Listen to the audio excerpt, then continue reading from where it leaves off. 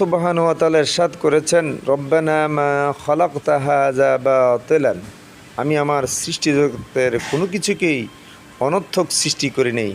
আমার প্রতিটি সৃষ্টির মাঝে রয়েছে তোমাদের শিক্ষা, আমার প্রতিটি সৃষ্টির মাঝে তোমাদের রয়েছে নিদর্শন। আমি গত 2 দিন ধরে লক্ষ্য করতেছি যে আপনার ছবিতে যেই 2টি বিড়াল দেখতেছেন, এর একজন গত কাল বাচ্চা দিয়েছেন, আরেকজন তার পেটেও বাচ্চা, সেও বাচ্চা দিবেন। কিন্তু খুব আশ্চর্যভাবে আমি দেখতেছি, লক্ষ্য করতেছি, যেদিন থেকে সে বাচ্চা দিয়েছে সেদিন থেকে অপর যে বিড়ালটি সেটি তার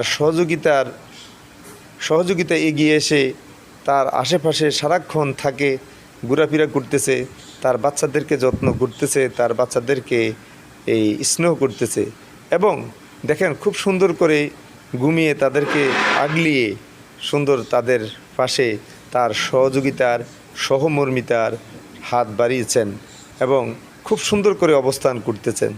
আজকে খুব যদি লক্ষ্য করি, দুঃখের সাথে বলতে হয়, আজকে মানুষের মাঝে এই সহযোগিতা সহমর্মিতার বিষয়টি অত্যন্ত ক্ষীণ হয়ে আসছে, অত্যন্ত অভাব, দিন দিন অভাব বাড়ছে। তো আসলে মানুষ হলো আশরাফুল মাখলুকাত। মানুষকে সৃষ্টি করা হয়েছে মানুষের উপকারের জন্য, আর মানুষ আজকে মানুষের সহযোগিতা হাত বাড়ায় না, মানুষের সহযোগিতা এগিয়ে আসে না। আল্লাহ রাব্বুল আলামিন মানুষকে সৃষ্টির সর্বশ্রেষ্ঠ জীব হিসাবে সৃষ্টি করেছেন। রাসূলের সেই হাদিস থেকে আমি শেষ করতে চাই। রাসূল সাল্লাল্লাহু আলাইহি ওয়াসাল্লাম বলেছেন, খায়রুন নাসু মান ইয়ানফাউন নাস। উত্তম হলো সে ব্যক্তি যে মানুষের সহযোগিতা এগিয়ে আসে।